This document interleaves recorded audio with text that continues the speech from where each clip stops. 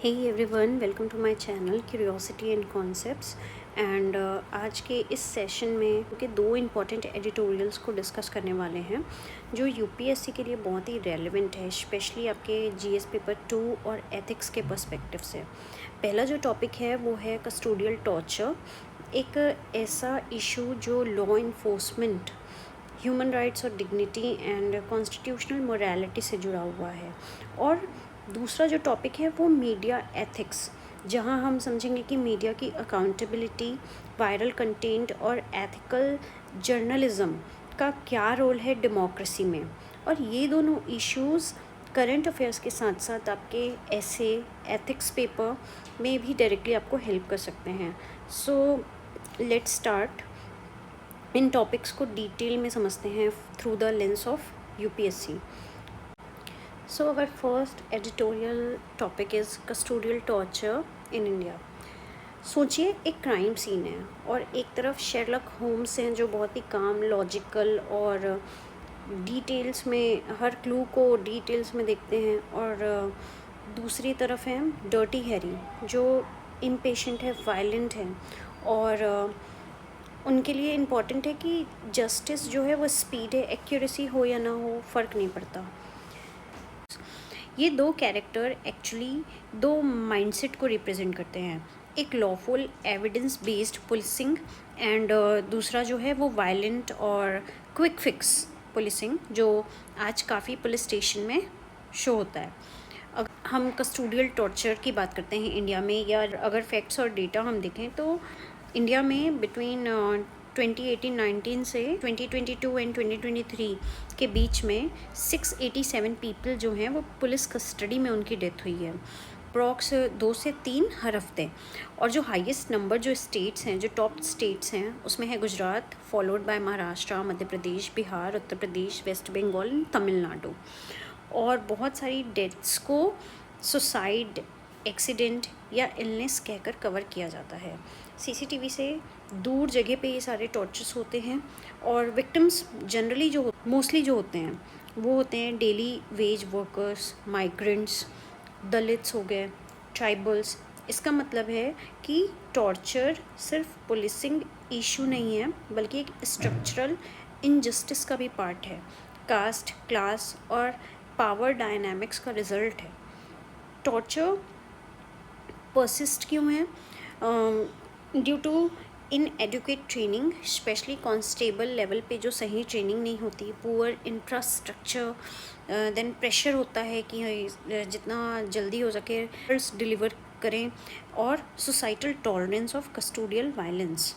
इसका मतलब है सोसाइटल टॉलरेंस, जब समाज, जो सोसाइटी है ना, कस्टडी में मारपीट या टॉर्चर या पुलिस ब्रुटैलिटी को गलत मानने के बजाय जब वो जस्टिफाई करते हैं, इग्नोर करते हैं या उसे नॉर्मल मान लेते हैं। इन सिंपल टर्म्स अगर हम समझें तो जब आम लोग ये सोचने लगते हैं कि चोर है तो थप्पड़ तो बनता है, या सच में पुलिस वाले ही, सच तो हमेशा पुलिस वाले ही निकलते हैं, चाहे जैसे भी हों, रिज़ल्ट चाहिए, प्रोसेस से क्या फ़र्क पड़ता है, तो ये जो माइंडसेट है ये सोसाइटल टॉलरेंस बन जाता है। और ये काफ़ी डेंजरस होता है क्योंकि पुलिस ब्रुटैलिटी को लेजिटिमेसी मिल जाती है, लोग समर्थन देने लगते हैं, विक्टिम की डिग्निटी तो बिल्कुल मान के चलिए चली जाती है, स्पेशली पुअर, दलित्स और ट्राइबल जो होते हैं। जस्टिस सिस्टम वीक हो जाता है, लोग कोर्ट्स और लॉ पे भरोसा नहीं करते, अकाउंटेबिलिटी भी ज़ीरो हो जाती है। अजित कुमार के केस में लोगों ने सिंपैथी दिखाने के बजाय ये कहा कि अगर ज्वेलरी छुपाई थी तो पिटाई तो होगी ही, पर इन्वेस्टिगेशन के बाद ये पता चला कि उसने सिर्फ मार से बचने के लिए ये कन्फेशन दिया था। इंडिया में कुछ लीगल सेफगार्ड्स हैं पर फॉलो नहीं होते, जैसे DK Basu versus state in 1996। Supreme court ने कस्टोडियल टॉर्चर से बचने के लिए क्लियर गाइडेंस दिए थे। केस पुट्टास्वामी जजमेंट की बात की जाए, so right to dignity and bodily autonomy को भी फंडामेंटल राइट माना गया है। एंटी टॉर्चर लॉ की रिकमेंडेशन की गई in law commission report of 2017, लेकिन इंडिया ने अब तक यूएन कन्वेंशन अगेंस्ट टॉर्चर को रेटिफाई नहीं किया है। ग्लोबल टॉर्चर इंडेक्स में देखें तो इंडिया का रैंक काफ़ी हाई रिस्क कंट्री में आता है इंडिया। साइंटिफिक प्रूफ की अगर बात की जाए सो टॉर्चर काम नहीं करता। According to neuro scientist Shane O'Mara, इनका रिसर्च ये कहता है कि टॉर्चर से ब्रेन का मेमोरी और जो क्लैरिटी वाला जो पार्ट है, pre frontal cortex and hippocampus, ये डैमेज होते हैं और विक्टिम जो है वो कंफ्यूज्ड हो जाता है, कुछ भी बोल देता है पेन से बचने के लिए। और रियल एग्जांपल्स अगर देखें वर्ल्ड में so Algerian war, false confession मिले थे। CIA टॉर्चर मोस्टली यूजलेस और रॉन्ग लीड्स मिले, यहाँ पे भी कन्फेस किया गया to end their suffering. Innocence project USA, so 375 plus wrongful conviction हुए थे यहाँ पे due to forced confession. Now alternative policing models क्या हो सकते हैं? So peace model of UK ने 1974 में पीस मॉडल अडॉप्ट किया। P engage and explain, E is for account, C is for closure, E is for evaluation. Report building, open and questioning, respectful treatment दिया जाए, video recording की जाए। ये adopt किया गया by Norway, Canada and New Zealand. जो false confession है वो रिड्यूस हुए, पब्लिक का ट्रस्ट इम्प्रूव हुआ। देन एक्यूरेट कन्विक्शन इम्प्रूव्ड हुए, कन्विक्शन एक्यूरेसी जो है वो इम्प्रूव्ड हुई। देन इंडिया को क्या करना चाहिए? तो जब हम पुलिसिंग की बात करते हैं तो यहाँ सवाल सिर्फ लॉ एनफोर्समेंट का नहीं होता, ये हमारे डेमोक्रेसी मैच्योरिटी का एक टेस्ट होता है। पुलिस बिना एविडेंस, बिना प्रोसेस के वायलेंस करती है तो सिर्फ एक इंसान नहीं बल्कि पूरा जो जस्टिस सिस्टम है उसकी क्रेडिबिलिटी गिर जाती है। एंड यूएन कन्वेंशन जो अगेंस्ट टॉर्चर है उसको रेटिफाई करना चाहिए। एक standalone anti torture law parliament में लाइए। पुलिस ट्रेनिंग में पीस मॉडल को इम्प्लीमेंट करना होगा। पब्लिक और मीडिया का रोल कस्टोडियल अब्यूज़ को एक्सपोज करना होता है, जस्टिफाई करना नहीं होता। सिस्टम को रिफॉर्म करना चाहिए।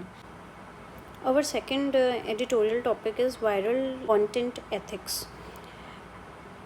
बॉस्टन में जो कोल्ड प्ले का एक कॉन्सर्ट हुआ उसमें क्या हुआ था, एक वीडियो काफ़ी वायरल हुआ। ये सब आप लोग सोशल मीडिया यूजर्स हैं, उन सबको ये पता होगा। सो ये इंसिडेंट सिर्फ एक गॉसिप नहीं बल्कि डिजिटल एथिक्स और प्राइवेसी के इम्पोर्टेंट क्वेश्चन यहाँ पर रेज होता है। अगर हम कुछ डीपर इश्यूज़ को देखें, so privacy and consent. According to philosopher Helen Nissenbaum कहते हैं कि प्राइवेसी का मतलब ये नहीं है कि हम सब कुछ सीक्रेट हो, बल्कि आप कंट्रोल कर पाएँ कि कौन सी पर्सनल इन्फो किस कॉन्टेक्स्ट में शेयर हो रही है। आपकी पर्सनल इन्फॉर्मेशन जो है वो कैसे सर्क्यूलेट हो रही है। एक कॉन्सर्ट में पब्लिक स्पेस पे होने का मतलब ये नहीं है कि आपका हर रिएक्शन एक ग्लोबल कंटेंट बन जाए। Then second is lateral surveillance. हम खुद ही वॉचडॉग बन गए हैं। अकॉर्डिंग टू मार्क एंड्राइविच, उनके कॉन्सेप्ट के हिसाब से आज लोग एक दूसरे को मॉनिटर करते हैं मोबाइल और ऐप्स के थ्रू। ये सिर्फ स्टेट सर्विलेंस नहीं है बल्कि पब्लिक पे कंट्रोल होता जा रहा है, मतलब पब्लिक पे कंट्रोल बन गया है। Third is digital vigilantism. Daniel टोटियो इस कॉन्सेप्ट को डिस्क्राइब करते हैं कि जहाँ बिना किसी एविडेंस के किसी को मोरल जज बनकर ट्रोल करते हैं सोशल मीडिया पे। सो ये इनफॉर्मल जस्टिस होती है जिसका जो रियल इम्पैक्ट है वो रिवर्सिबल होता है। Then surveillance capitalism. Social media platform जैसे कि इंस्टाग्राम, एक्स या ट्विटर, टिकटॉक, ये जो हैं कि आपके इमोशन से पैसे कमा रहे हैं। जितना ज़्यादा आउटरीच या क्यूरियोसिटी उतना ज़्यादा एंगेजमेंट। और इसलिए वायरल कंटेंट कभी सही या एथिकल नहीं होता। ओके, देखा जाए कि मीडिया का रोल क्या है। आजकल जो बहुत सारे न्यूज़ चैनल्स और वेबसाइट हैं वो वायरल कंटेंट को ही फॉलो करते हैं बिना वेरीफाई किया। ये ट्रेंड जो है वो जर्नलिज्म के बेसिक एथिक्स को चैलेंज करता है। इंडिया में भी ऐसे इंसिडेंट हुए हैं, जैसे कि 2023 में तो मेट्रो का भी एक वीडियो जो है वो वायरल हुआ था। उसमें भी वुमेन जो थी उनको मोरल पुलिसिंग और ट्रोलिंग को फेस करना पड़ा। ऐसे केसेस में जो टारगेट्स होते हैं वो वुमेन, ट्राइबल कम्युनिटीज़, दलित्स या फाइनेंशियल वीक लोग होते हैं।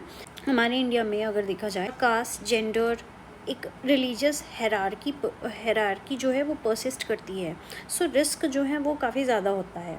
किसी भी वायरल वीडियो दलित का या ट्राइबल क्रिएटर का वो प्रोवोक कर सकता है। ओके, कोल्ड प्ले का जो एपिसोड हुआ वो ये रिवील करता है कि कैसे आप इजीली किसी की भी रेपुटेशन को हार्म कर सकते हैं। अगर ऐसे देखा जाए तो क्या बदलना ज़रूरी है, what needs to change? Public awareness. पहले तो जो पब्लिक है उसकी सोच में चेंज लाने की ज़रूरत है। हमें शेयर करने से पहले सोचना चाहिए कि क्या ये एथिकल है या क्या किसी को हर्ट तो नहीं हो रहा है, किसी को हार्म तो नहीं कर रहा। स्कूल और कम्युनिटीज़ में डिजिटल एम्पैथी और रिस्पॉन्सिबिलिटी भी सिखानी होगी। Second is public responsibility. Tech companies को रिस्पॉन्सिबल होना चाहिए। सोशल मीडिया प्लेटफॉर्म जैसे इंस्टाग्राम, एक्स या ट्विटर को ऐसे टूल्स बनाने चाहिए जो सेंसिटिव या आउट ऑफ कॉन्टेक्स्ट कंटेंट को फ्लैग कर सकें या फिर वायरल होने की उसकी स्पीड को स्लो डाउन कर सकें। एल्गोरिदम सिर्फ इंगेजमेंट के लिए डिज़ाइन नहीं होना चाहिए, उसमें एथिक्स भी एम्बेडेड होनी चाहिए। अगर हम मीडिया एथिक्स की बात करें, जर्नलिज़म को अपना जो असली रोल है वो याद रखना होगा। जैसे पहले वेरीफाई करो, उसके बाद आप पब्लिश कीजिए। सिर्फ वायरल ट्रेंड्स के पीछे भागना, सोशल मीडिया गॉसिप्स को हेडलाइंस बना देना, ये जर्नलिज्म का बहुत ही अनएथिकल वर्जन है। User responsibility. हर एक डिजिटल यूज़र की क्या रिस्पॉन्सिबिलिटी है, हमें खुद से सवाल पूछना चाहिए। हमारा जो छोटा सा एक्शन है, जैसे वीडियो बनाना, पोस्ट करना या कमेंट करना, ये किसी की लाइफ में बहुत ही बड़ा इम्पेक्ट डालता है या डाल सकता है। अगर हम कंक्लूजन की बात करें कि हम कैसी डिजिटल सोसाइटी हम चाहते हैं, तो क्या हम एक ऐसी दुनिया चाहते हैं जहाँ हर मोमेंट बस एक कंटेंट बन जाता है, या एक ऐसी सोसाइटी हमें चाहिए जहाँ डिग्निटी, एम्पैथी और रिस्पॉन्सिबिलिटी को हम वैल्यू दें।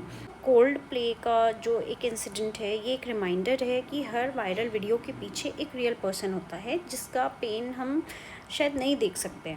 डिजिटल एथिक्स कोई एक ऑप्शन नहीं है, ये इम्पोर्टेंट है, ये ज़रूरत है आज का। हमें इंस्टेंट जजमेंट से माइंडफुल इंगेजमेंट की तरफ बढ़ना होगा, तभी हम एक ऐसे डिजिटल कल्चर बना सकते हैं जो इंसान की डिग्निटी को रिस्पेक्ट करे।